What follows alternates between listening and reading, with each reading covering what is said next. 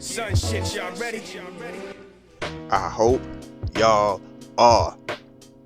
This episode, we gonna talk about Virgil D.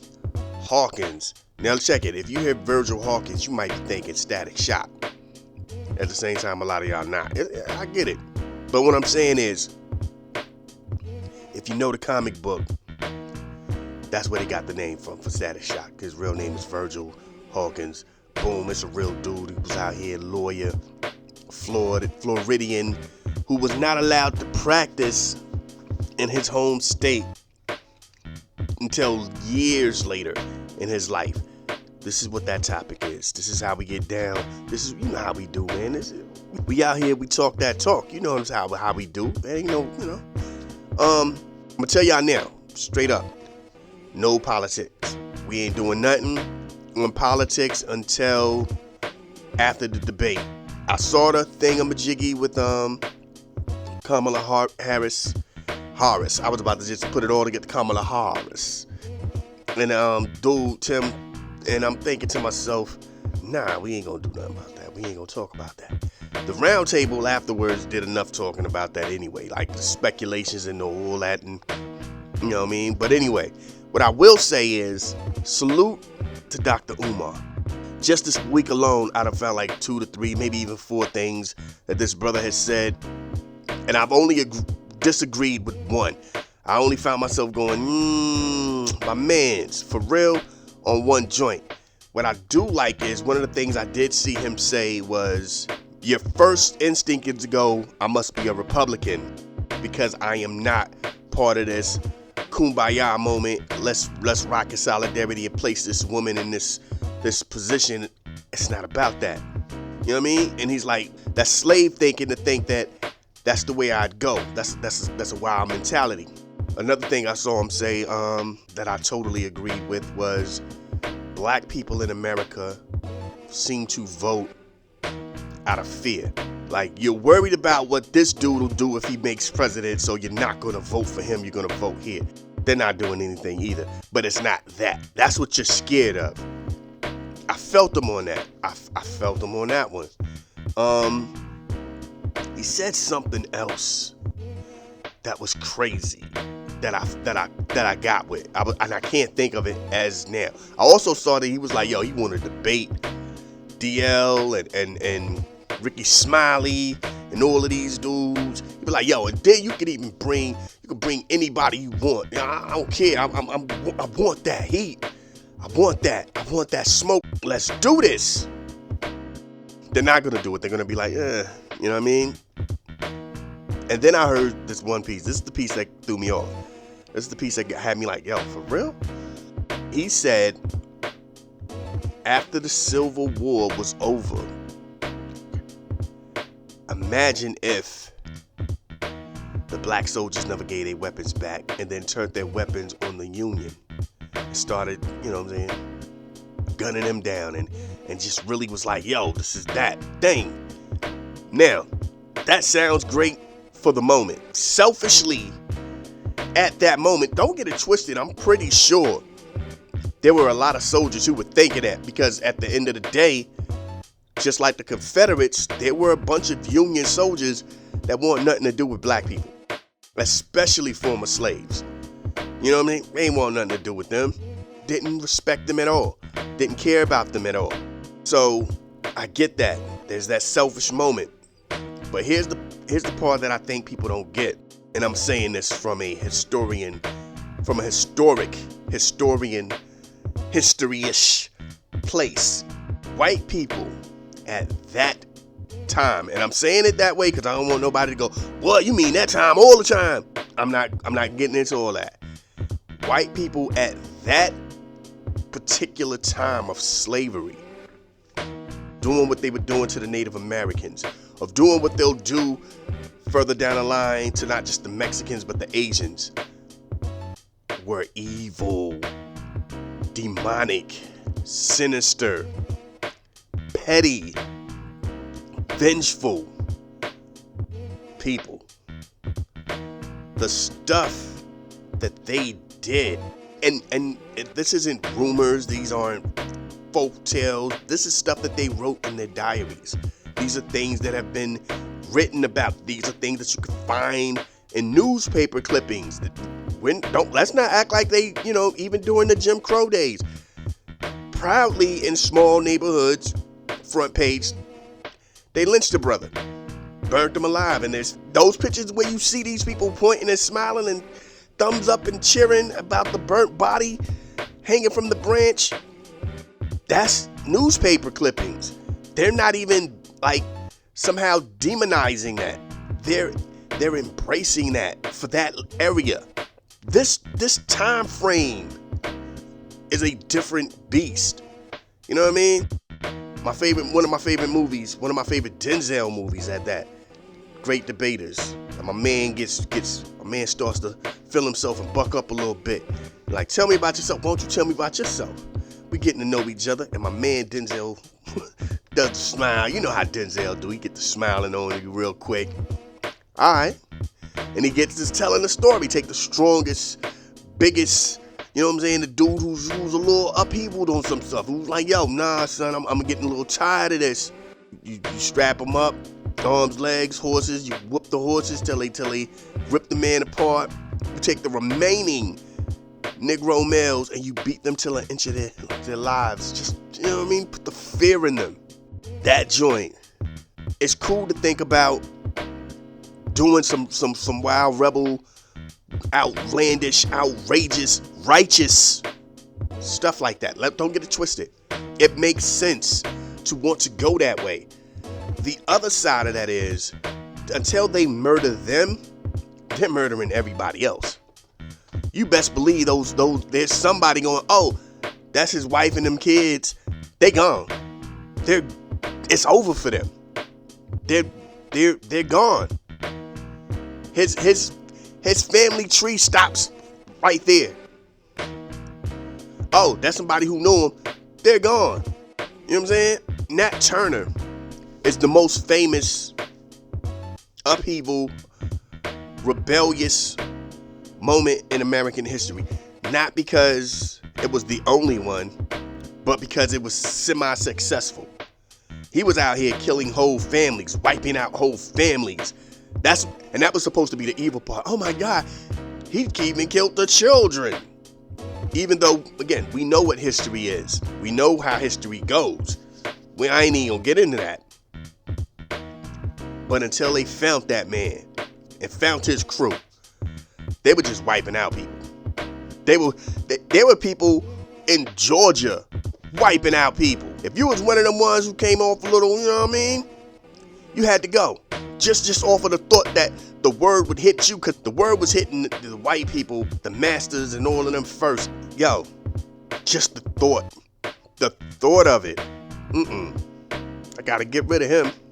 Ain't did nothing. You know what I mean? But the thought of that had people going crazy. The fact that even in Virginia, they were out here going, I think y'all might know them. Or if you don't, if I think that you know them, oh, that's who you hang out with? Oh, that's your shorty? Shh, I don't know nothing. I don't believe you. Gone.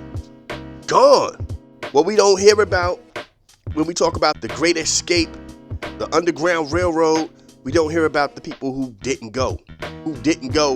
That probably was cool with so-and-so. Oh, I think y'all must have known about what's going to happen. Was they going to come back and get you later? Ain't nothing to come back to. Gone.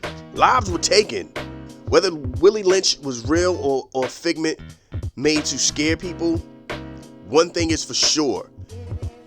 The actions placed under his name were real. The actions that went down in his namesake was real. The stuff that they did for no other reason than they bucking a little bit. What we gonna do? Well, you know, that Willie Lynch joint, we gonna, and that's how I was, bucking. Just like, yo, nah, I ain't doing that today. I ain't jumping off like that today. That's what you was getting at. Or somebody you was cool with was getting at, or your woman was getting at, or something like that would happen, or something crazy would happen with your kids. So imagine you guys never gave the weapons back, and they start popping off on anybody white, the Confederates and the Union are going to quickly dissolve whatever issue they have, because now the real issue is black men with guns. And like I said, they're just killing everybody. They may never even get to those dudes, but you best believe they're going to take some lives. They're going to take some lives in vengeance. Like, I feel where he's coming from.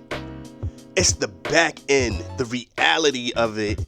It's like, yo, the reality is, while they're out there doing that, what slaves are actually preparing for freedom, I'm going to see tomorrow. That's the other side of that game. That's how that works. White people at that time were ridiculously sinister. Unrealistically sinister. I told y'all, one of my very first posts was the Devil's Punch Bowl. Oh, nah, y'all wanna, nah, we gonna throw y'all right here and let it be. And do what we want with you. Because we don't want y'all to have that freedom. And then you talk about some soldiers that's not gonna give them guns back and they shooting at anything that's right. Once the word hits, it's over. It's over. Matter of fact, once the word hits, a lot of us, there would not be us if that was to happen. You know what I mean? That would have killed everything. Bravery, yes. Bravery, oh my God, yes, that is a bold movement. The calamity, the catastrophic aftermath. But again, even if I'm saying I disagree with them 80%. The 20% is definitely like, yeah, I can see that. I wonder. But I also know history. He knows history. It sounds good. It sounds great. The other side of it is, you know what I mean? That's all I'm saying. But anyway, what else we gonna talk? Social media just got me just out here tripping right now. I feel weird when I talk about social media. TK Kirkland said something that I found brilliant. He said social media has you engaged and communicating with people that you would never talk to or associate with in real life. And he's right. And he's right in the aspect of it's different when it's like, okay, we're on the same wavelength, let's build. No. When dumb people say dumb things, you find yourself replying. When dumb people post dumb things, you find yourself commenting. Dumb people will comment or reply to something you said or you dropped. Stupidity, like, if anything, social media shows you that people have these perceptions, these things, and sometimes they don't think tank them. They don't put that out there. Like, yo, like they're not having these conversations with a face-to-face person to tell them that sounds stupid. Okay, or to not so much, let me take that back. Not it sounds stupid. Here is what you're not thinking about. Perfect example. I saw a brother post something. He said, let's trade places with Michael Jordan and LeBron James. Let's give LeBron James those 6 championships in Chicago. And let's give Michael Jordan the 4 he got with the multiple teams. He's that guy now. How many championships do you think LeBron will get with Chicago? How far do you think Michael Jordan's gonna get in his career with that pattern of what LeBron did? And everybody's trying to explain to this dude that as much as they get what he's saying, he's missing the bigger picture. Because you're just trading places, but are you trading places just with skill level, or are you taking these people as they are in trading places? Because everybody's right. Yeah, after a couple of those losses to Detroit, LeBron's gone. LeBron's looking for a trade. LeBron's no longer there. And then you got to think about that's the late 80s. The concept of that, like, imagine him trying to catch up with Magic or Patrick Ewing, or, you know what I'm saying? And go, yo, we need to team up. I don't think that's happening. Yo, Barkley, why don't you come to Chicago, or I'm gonna come out there to Philly, or me, Barkley, and Ewing and Oakley, we tight. Hey, we all should go to New York, or we all should go to Philly. and make a super team and really run this NBA thing and rack up. You're saying switch these dudes, but not switch their vibe. Mike would have never left Cleveland. You're trading places. Mike wouldn't have left Cleveland. Matter of fact, Cleveland would have been Chicago. People forget Chicago Bulls was trash. Detroit Pistons were trash. Cleveland Cavaliers were trash. These weren't major teams until the respected players got there. You know what I'm saying? Once Isaiah and Bill Laimbeer and them turned that franchise around, Detroit was the place to be. Detroit was a mega team. Detroit was somebody. They was a yo. Detroit's official. Detroit was bottom of the barrel. Chicago was bottom of the barrel. Y'all saw that. Y'all saw the documentary joint. Y'all saw that joint, The Last Dance. Them early Michael years when he first got there. Man, that joint looked like a ghost town. You see the prices for some of them tickets? It was tickets for $25. You can't go to Chicago and get anything for $25. You can't even get a meal for $25 at a Bulls game now. You know what I'm saying? And that's what I mean. That's like dumb. That's something you should have connected with somebody and through that idea and let that idea bounce off of them. And they go, yeah, son, but boom, boom, boom. But you got to realize that's the common sense of it. You're saying put them in these spaces. Jordan would have never left Cleveland. After the second or third loss to Detroit, LeBron gone, or he's trying to figure out how to bring another star in, and we're talking the late 80s where that was just not a thing. So he may never win. You know what I'm saying? Like, yeah, he'll get Scotty, but LeBron and Scott, like looking at LeBron's game and looking at Scotty's game, which are technically similar almost, two dudes who can run the point technically and are better off at like who can score in abundance but would rather be facilitators. You know what I mean? They'd rather be the guy making it happen for somebody else. So now imagine you got these two dudes on the same team. How does that work? You know what I'm saying? Like, don't get it twisted. Scotty is a beast. Always was a beast. But then when you saw what Scotty did in Portland, you're like, yo, boom, I got all these pieces around me. I don't need to go crazy like I would in Chicago when it was just me. If Mike was gone, it was me and Tony. And Tony's great, but I'm gonna have to hold it down. I got all of this. I got Bonzi, I got Sheed, I got Stoudemire. Okay, we gonna get it popping. Boom, here, take the ball. Do what you want. I got O'Neal. Hey, yo, boom, there you go. I'll step in a little bit here, win, boom, boom, and hit you off with a little something. You got a Scotty and a LeBron on the same team, you might get 2 championships. You might get 2. And you might get 2 only because they were also stingy with their money over there in Chicago.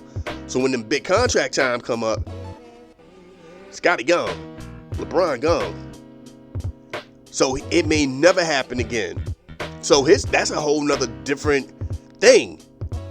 Over here in Cleveland, you put Jordan and Mark Price on the same team. Come on, man. Jordan and Mark Price, Darty might not even ever get hurt at this point now. So he has a decent big man. Got a great shooter on the cut in Mark Price. Jordan's Jordan. Come on. That's some championships right there. That's championships right there. Oh no, hold on, my bad. I'm lost. Nah, I have no idea how I'm doing this now. I'm lost now. Hold on. No, Jordan.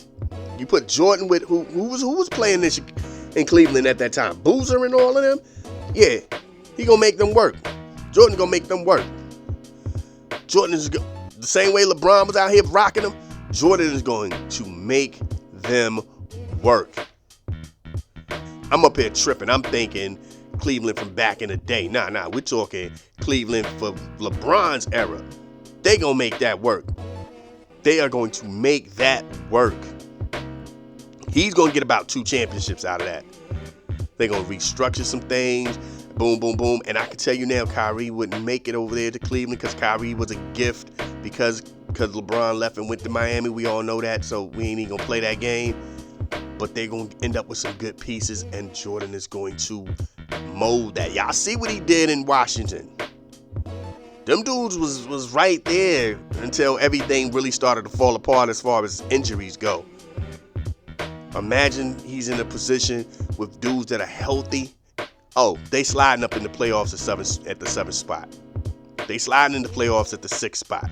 Then when the Eastern Conference becomes the Leaston Conference, it's going to be them in Boston all day, all over again.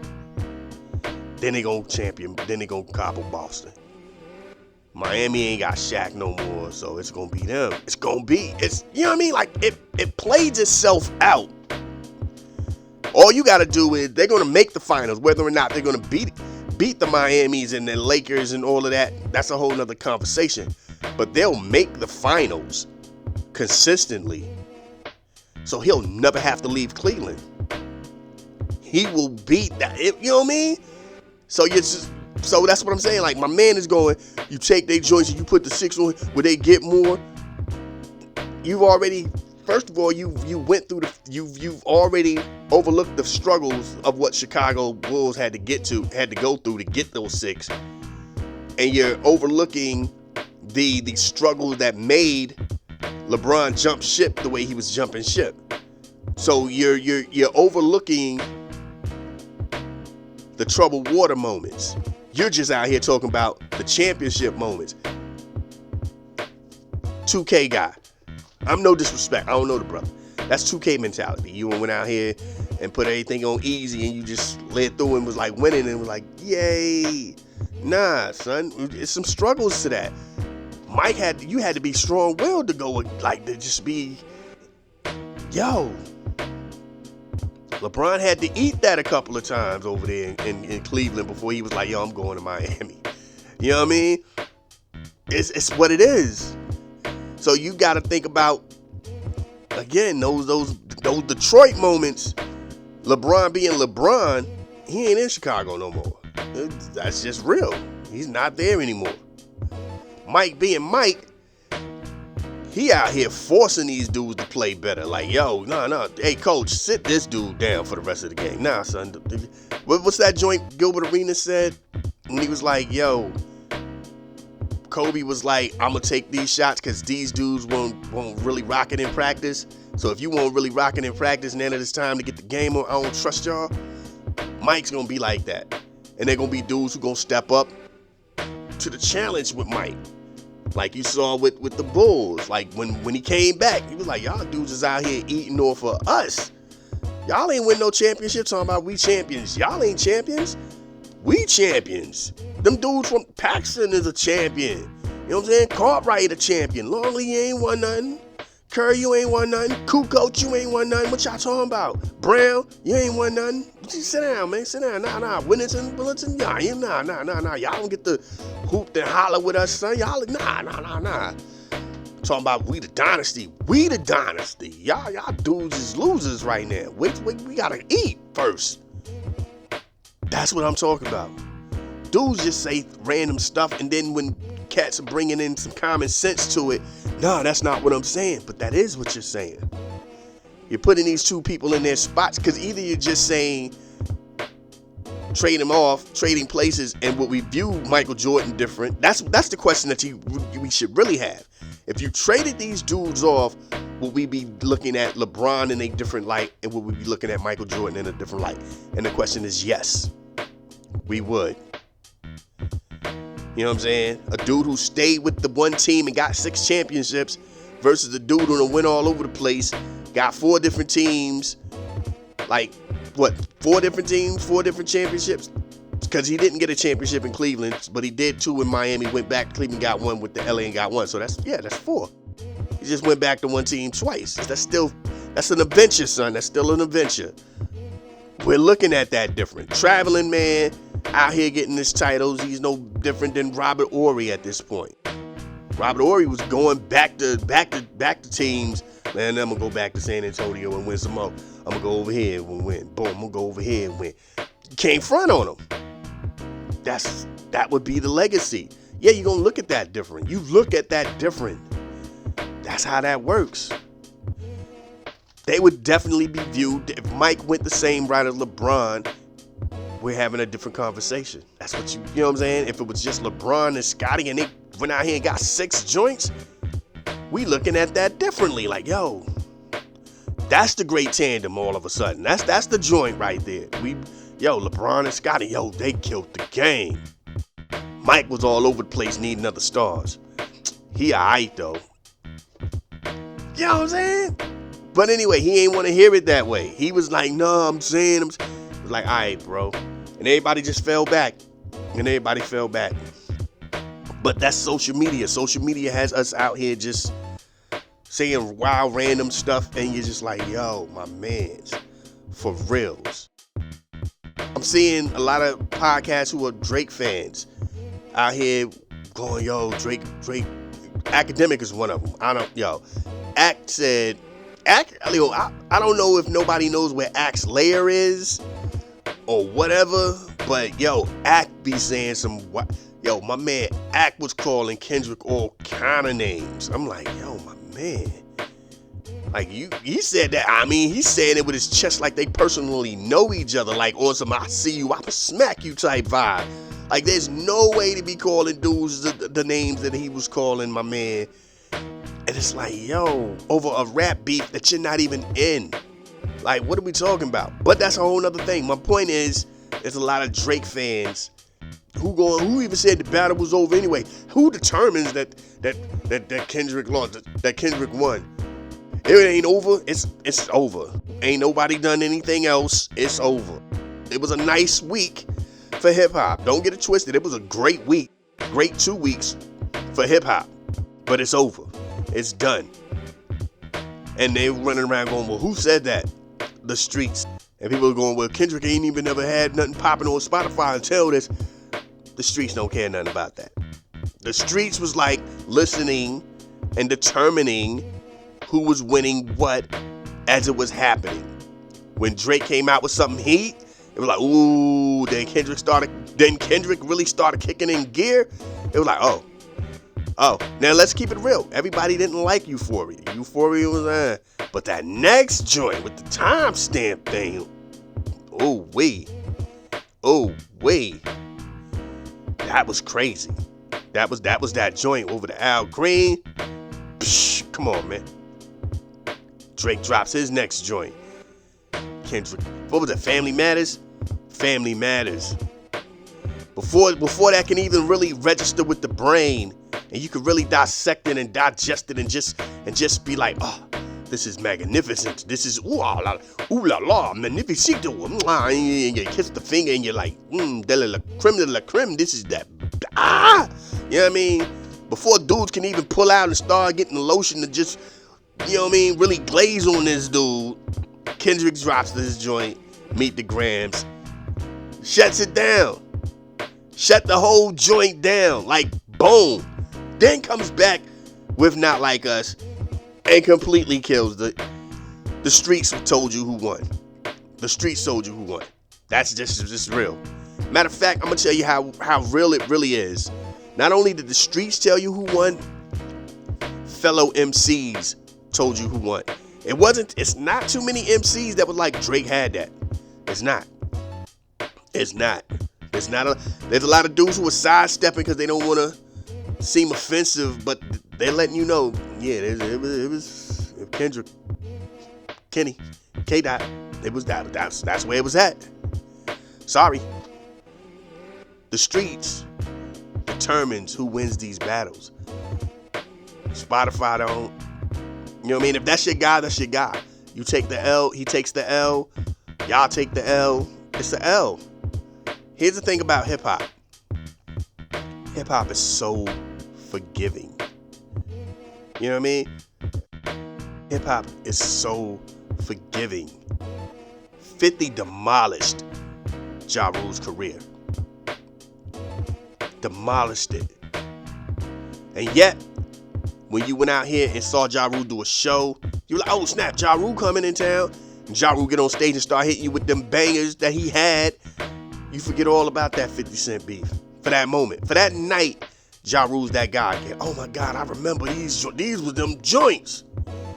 It happens. KRS-One destroyed MC Shan's career. And yet, if MC Shan got on stage and did the bridge, the whole crowd is rocking. It is what it is. That's what I'm talking about. Hip hop is very forgiving. When you got hits, and Drake got hits. Drake got more hits than Ja Rule and Shan. Got more hits than everybody LL defeated. You know what I'm saying? In his battles. Drake got hits for years. Forget days. Years. Drake can go out here and rock him in the head at a show and keep it popping. And this is what everybody's been saying. All he has to do, chill, and come out with that banger. All is forgiven. All is forgiven. Like, don't make any hints of all this happened. Nah. Go back to being Drake. Bangers. Get you the right production. Come up with the right hook. Don't get you a feature. Forget this feature. This is you dolo. Let these people know you got something to stand on. And look, and for me, I don't even want to hear no singing unless it's in the hook. Sing on the hook, bar spit. Forget all that wanting to be over the top, quadruple entendres. Nah, son, don't nobody got time for that right now. No. We want you to get in the booth and black out. Here's the thing, hook, 48 bars, hook. That's it. 48 bars. I'm just saying, just this masterpiece for 3 minutes of just nastiness. No pausing, no nothing. You know, if you want to switch the beat, switch the way you was killing them on Family Matters and all that. That is what we want. You sing a little bit on the hook in the beginning, and go in. Now here's the thing, for a hip hop head. The hip hop heads are gonna be like, ooh, Drake came through on that record. Okay, Drake letting them know he nice with it. The average Drake fan might not be feeling that. You know what I mean? Because at the end of the day, if you ask me, a lot of Drake fans don't really love hip hop. They like Drake music. Those are two different things, and I think that's where they got lost up in the battle. Like, Drake understood this is hip hop. That's why even when people go, yeah, Kendrick won, everybody's saluting Drake, because Drake came through and understood what it was, and he did his part. He ain't try to do all that old off-the-wall BS. He came through with bars. Like, he was spitting joints. It was like, ooh, okay. Hey, who was, Drake, and then you was just sitting back waiting, and you ain't have to wait too long, because Kendrick came, boom. Then Drake hit him with the head, boom. And as that was, like I said, as that was really starting to bubble, Kendrick came through with the boom, and just look, the game was already over with Meet the Grams. No matter how you feel about the lies and that won't none of that. That moment is what did it. The part that just took it to the point of no return, where it was like, oh nah, son, ref needs to step in between and wave this off. It's over with. Rocky, throw in the towel. Stop playing, son. Throw the towel in. Rocky, throw the towel in. They're killing Apollo, son. Throw the towel. Rocky. That is what happened when Not Like Us. When Not Like Us came, that was the throw in the, oh, God. Ooh, throw the towel in, son. Woof. Ref, stop the fight. Get between these dudes. Catch a couple of blows in the back of the head or something. Stop the fight, man. Somebody get up and grab your mans. We was there. We were there. Like, that's another thing too. These Drake fans be acting like they were the only ones around this. Like there was nobody else in the room or something. Like there was nobody else listening to this joint, pulling these joints up and listening. Like, nah, dog, we all heard the same stuff you heard.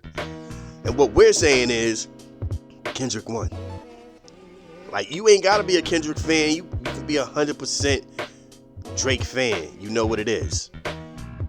I remember Cannabis and LL. Salute the LL who even says, yo, cannabis was a problem, and he was like, yo, I really got to go out here and do something about this dude.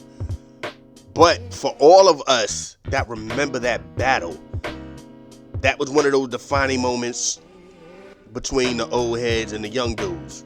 All the old heads had L winning. And the thing is, there were more old heads. Back then, that ran the situation, that ran radio. So old heads, I remember 103 Jams, DJ Law, rest in peace to DJ Law. Like, he was geeking before they even played the record. Yeah, we got the new LL joint. I heard it a little bit today. I played it like 6 times. Ooh, wait till you hear this joint. I'm geeking. I'm like, okay, because I'm a L fan. I'm a LL fan for real. But I know Cannabis is second round knockout.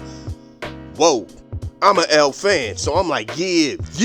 My OG, rest in peace to him. He's like, yeah, we gonna hear this. We hear it. He's geeking. He is geeking out. I'm like, the joint from the 1, 2, 3, 4 joint was better than this. Especially because once you found out who it was aimed towards, it's like that verse was better than this whole record right here. This, it's alright. What? Man, LL, and he breaking bars down. He said da. I'm like, yeah. Alright, nah. It ain't beating this Cannabis joint though. But all the DJs was out here telling you what it was. They was telling you what it was. The hood, the streets, the younger dudes was like, I don't know what these dudes is here. And you know what I'm saying? Salute to my man O&O. We listened back to that song 3 times one time. I'm like, I don't know what they're hearing. What are y'all hearing? I've heard LL, like, this ain't Jack the Ripper. That's for sure. This is not Jack the Ripper. This ain't Till the Break of Dawn. This ain't Mama Said Knock You Out. This ain't it, man. This ain't it. But he won. The streets decided, because at that time there were more old heads rocking than there were us. Even now, if you bring that up, you could tell a person's age by how they feel about that record, about that beef. That's just real. Nelly versus KRS-One. That wasn't so much a age thing. That was more of a purity thing. That was more of a, back then it wasn't old heads versus young dudes. It was radio heads versus hip hop. That was, as KRS-One's song say, hip hop versus rap. That was a hip hop versus rap moment. Most of Nelly fans didn't even know who a KRS-One was to even give it a benefit of a doubt. You know what I'm saying? The beat too hard. What is, why he sound like that? Nelly out here being Nelly. Nelly was styling on him. You know what I'm saying? Nelly did his little joint on the remix with the state property and said what he said. You know what I mean? Got cute with it. And I say it respectfully. He got cute with it. It was real, you know what I'm saying? Like, oh, okay. All right. I don't know what's up with that. You know what I mean? And be honest, if I had to be honest, Nelly's song number 1, I am number 1. A lot of it felt like a semi homage to KRS-One. And a lot of it was also going, yo, I'm that dude now.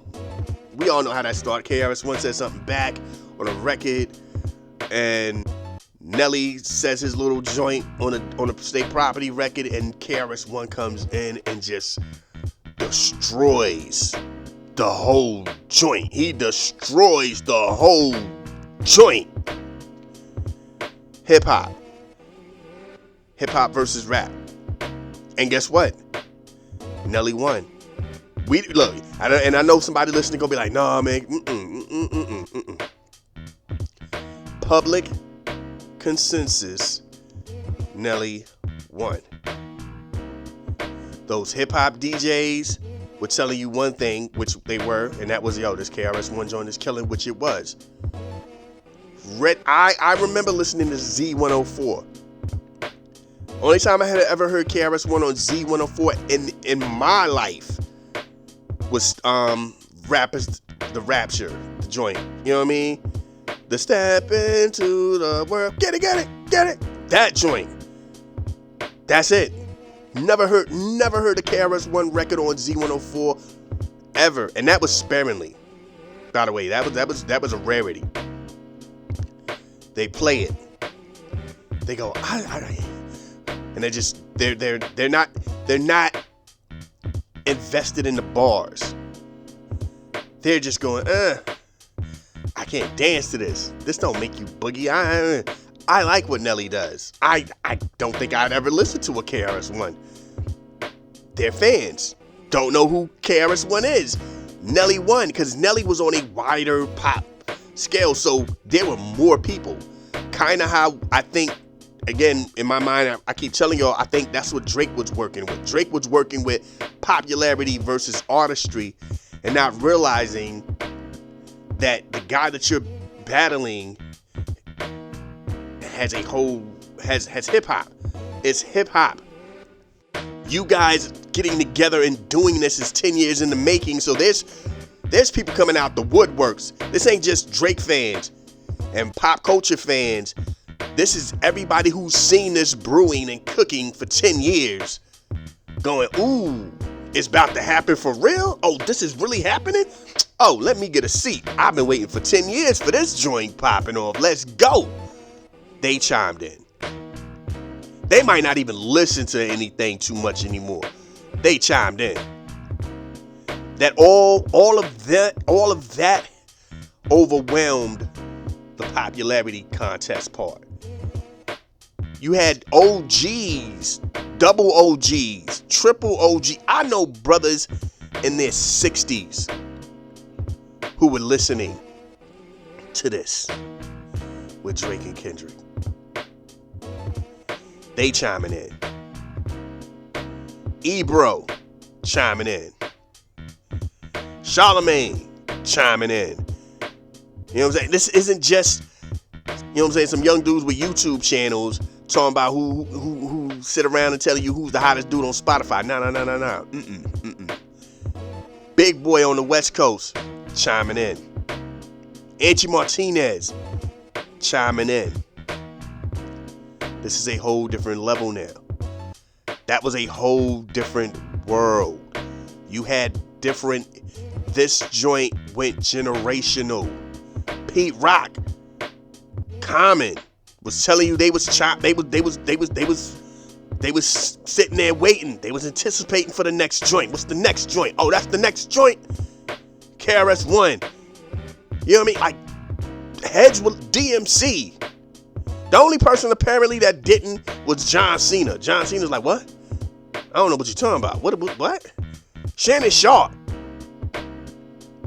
Dude, this was something 10 years in the making, and it took hip-hop by storm. Pop culture, here's the wild part. By the time pop culture caught on, it wasn't even, it was, By the time they caught on, it was, Y'all too late. This was purely hip-hop, and pop culture caught on late. There's a lot of people who were Drake fans that had no idea this was happening until it was almost over. You know what I'm saying? That's just real. They had no idea what was jumping off till it was close to the end. Right before Not Like Us dropped. That's it. That's what I'm saying. The streets determined who was going to be the winner. It always has. It has nothing to do with charts. It has nothing to do with. And people again are saying, if Drake drops something hot, I'm rocking with it. I don't care. Nobody's saying you should. Hip hop is very forgiving. You know what I'm saying? Hip hop is very forgiving. If PM Dawn had came out and dropped a banger after KRS-One did what he did, people would rock it. People would rock that joint. Ain't nobody gonna be out here going, nah, man, don't listen to that. They gonna rock that joint.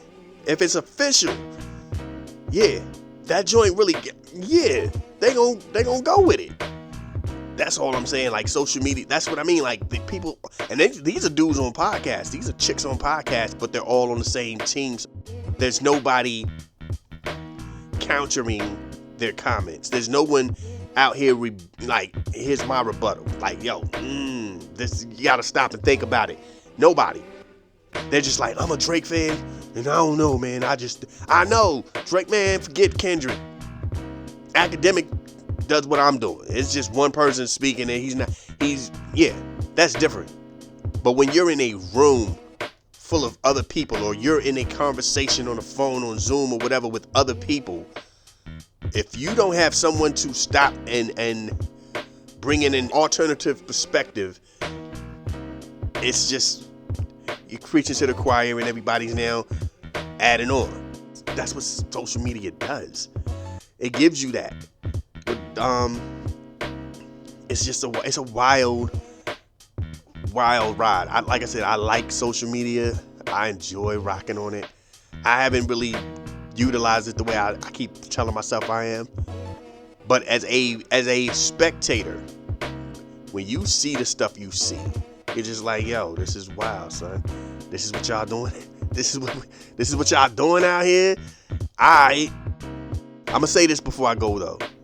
I want this to be said. I want this to be said out loud. Might even take this piece and clip it, but it has to be said.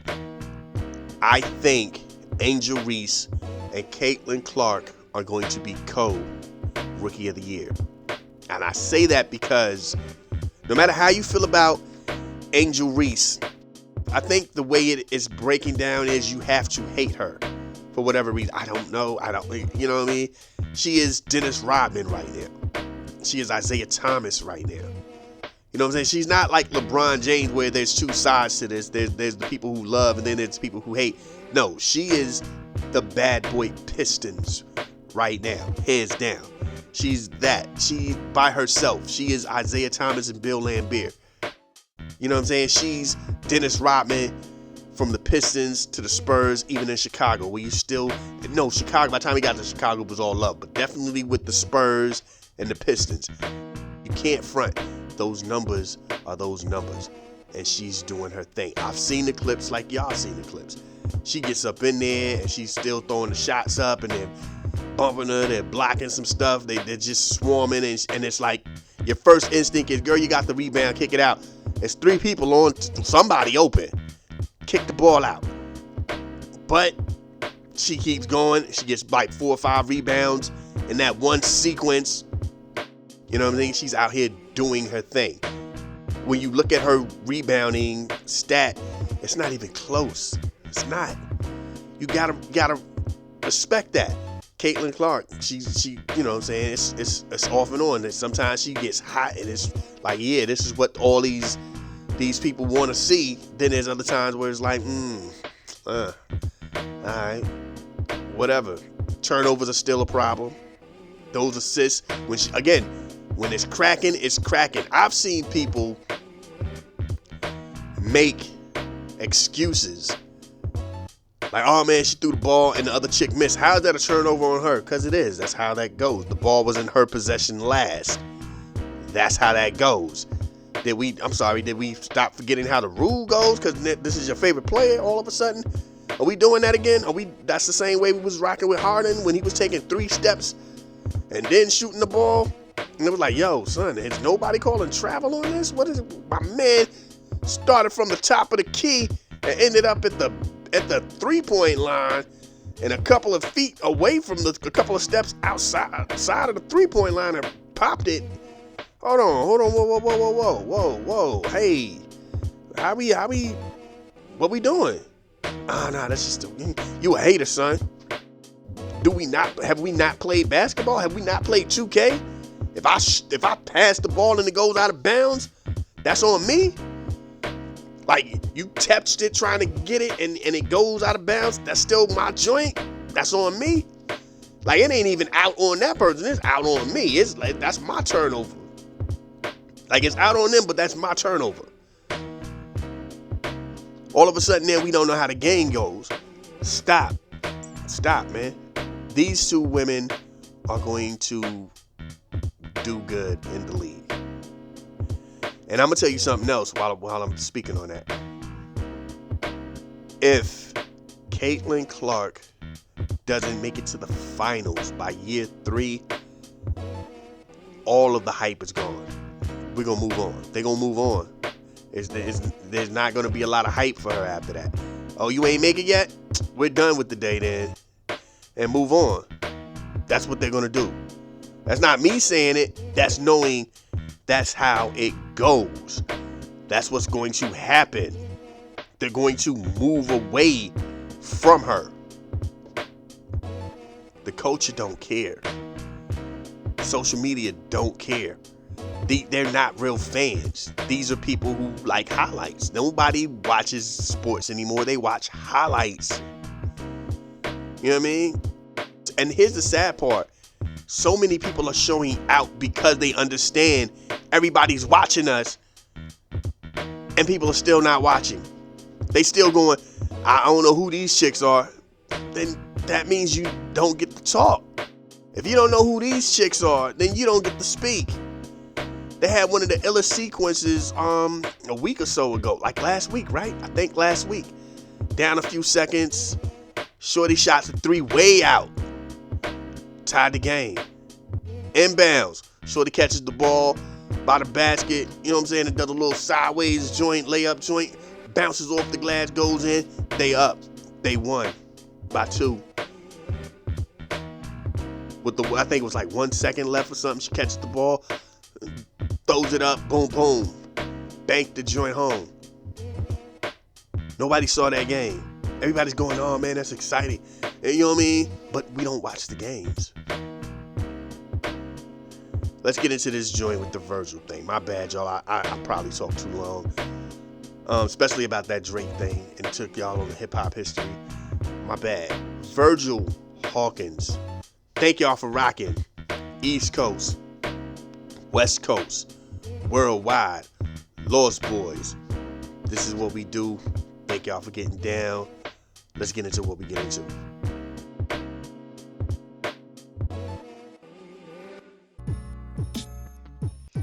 Yes.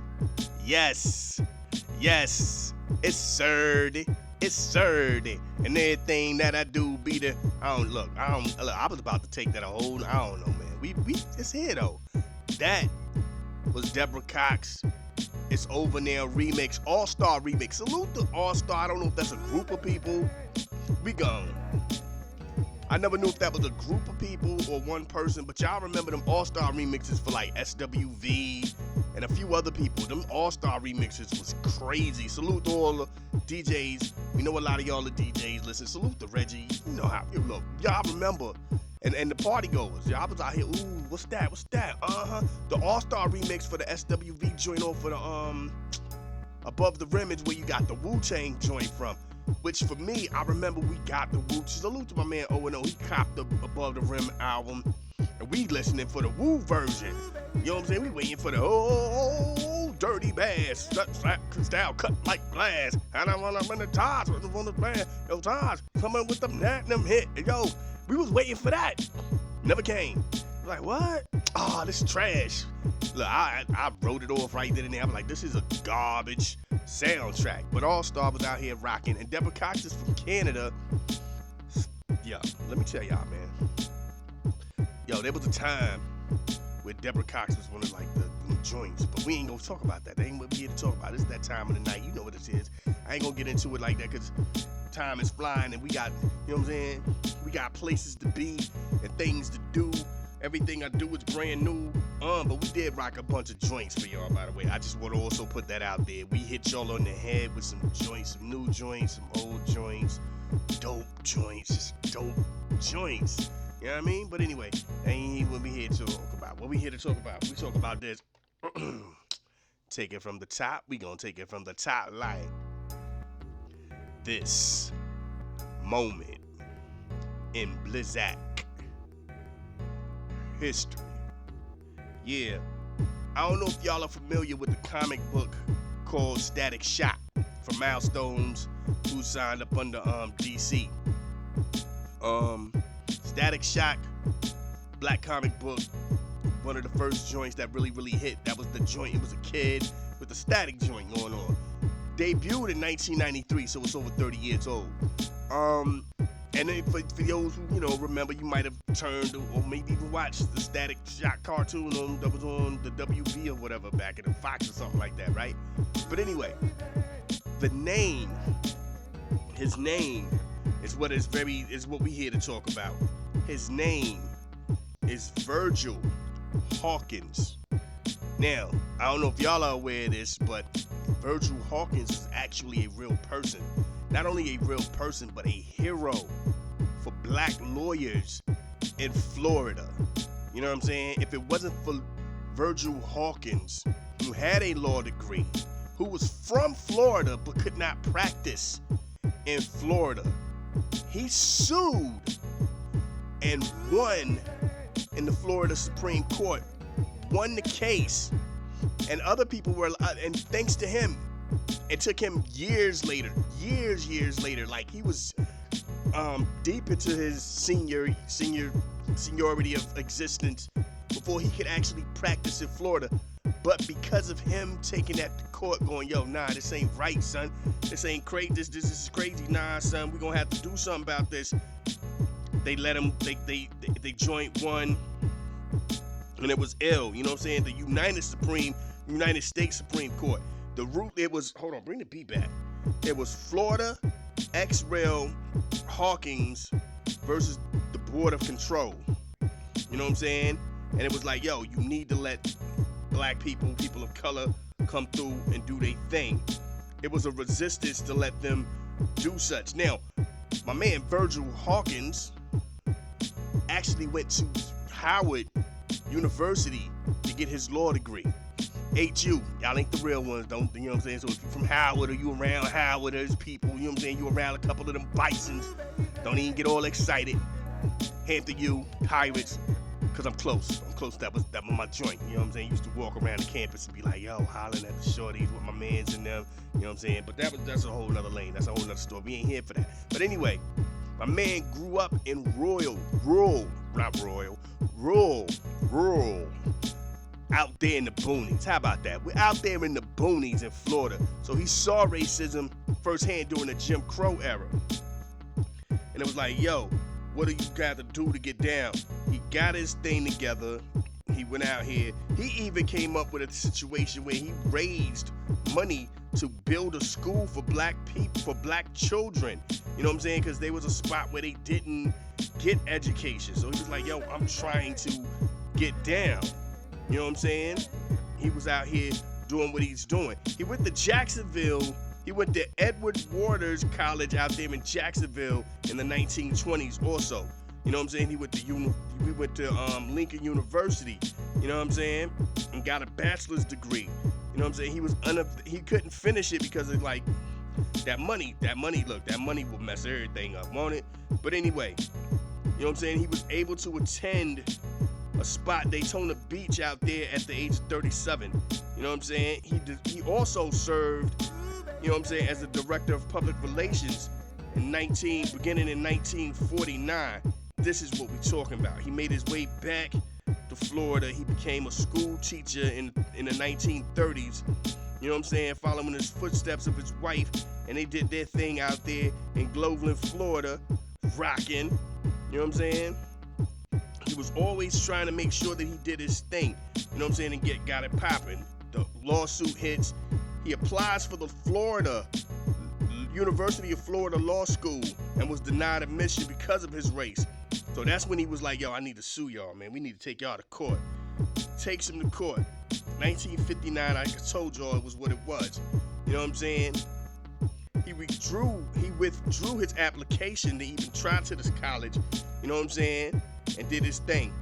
Boston, the law school, you know what I'm saying? Hawkins attended a school out there in Boston, but was denied permission to even try for the bar exam in Florida. Like, my man was out here getting this game up. He was, because I don't know if y'all know, but you gotta go to different spots to apply for that. You know what I'm saying? If you want to be out here practicing in these areas. And Florida was like, nah, son, we good. We don't need you out here. You know what I'm saying? You know what I mean? Nah, we're good. We're good. You know what I'm saying? Now, in 1977, at the age of 69, he was allowed to open up an office out there in Leesburg, Florida. You know what I'm saying? This is what we talking about. I told y'all later on down in life it worked out for him. But at the beginning, Florida was like, nah, son, we don't want none of that. Keep that over there. Nah, don't come out here trying to do all this stuff, which is crazy, man. When I like off topic, but kind of not sort of. It's wild how racist Florida got. Because for those who don't know, when slaves were actually escaping, they weren't all escaping to the north. A lot of them were escaping down south. We talked about the out there at the Fort Mose joint. You know what I'm saying? Because the Spaniards was like, yo, yeah, y'all can come through and do whatever y'all want. We got y'all. And then like, I also said once Florida was bought by the United States, they told them dudes in 30 days y'all got to get up out of here or y'all will be property of somebody. Anybody could just walk up and grab you like, yo, this my slave now. And you be like, dog, I'm a grown man, got kids of my own, bring the beat back. I'm out here living. This is my store actually. Oh, that's my store too, because I got me a good one. And he owns stuff. What kind of store is this? It's a hardware store. Ooh, I'm gonna make him build me stuff. You gonna be mine in a minute. I got 5 more minutes. Man, if you don't get your hands up off me, I got 5 minutes to put them hands on you. Hey, got a live one right here. He mouthy. We gonna have to show him. That's really how it was. Don't, you know what I mean? Don't take what I'm saying. Please look that up. But that's a whole nother thing. But Florida was, it's wild how Florida became one of the most racist states in America. And at first it was a refuge for free slaves, for slaves who escaped. But, you know, whatever, man. But anyway, that ain't what we're here to talk about. We talked about that on different occasions. Get back into this music. I played this last week, and I'm going to play it again. I don't really like to play joints all the time in a row, but sometimes it happens. Y'all know how it goes. But anyway, Silk the Shocker dropped a new joint called Like Her. I don't know how long it's been out, but I copped it like last week. For Drake fans, Drake got like 100 gigs of music out there. I refuse to get it and then I know people who are let me hear bits and pieces of it. I'm like, thank God I didn't get it. I'm not a Drake fan, but I do like some of Drake music. But yeah, I can see why that joint was still in the cut somewhere. Anyway, it's that new Silk the Shocker. I played it last week, so you might be familiar with it. You know what I mean? But if not, you know, boom, boom. Bing me. I know Google is working on a new thing, but still Bing hold it down for me. Let's get into what we do. Eagle Crime Radio. You know how we get down. Set it off Saturdays. Bang.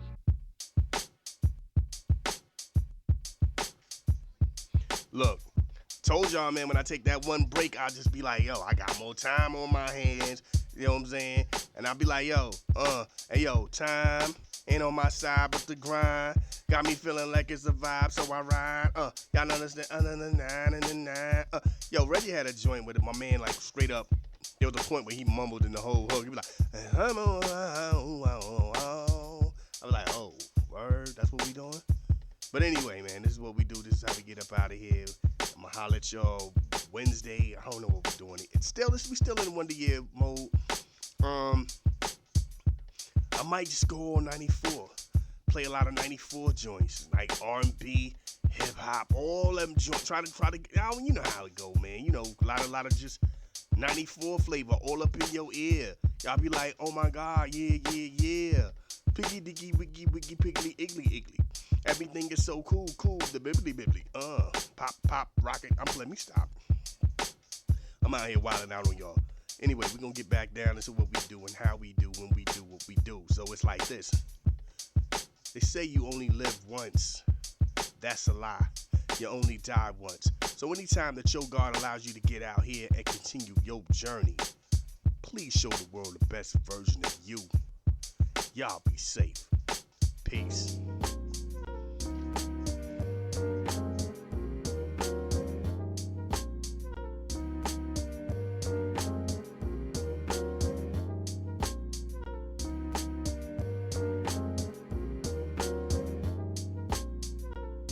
This is a Soul of Art presentation.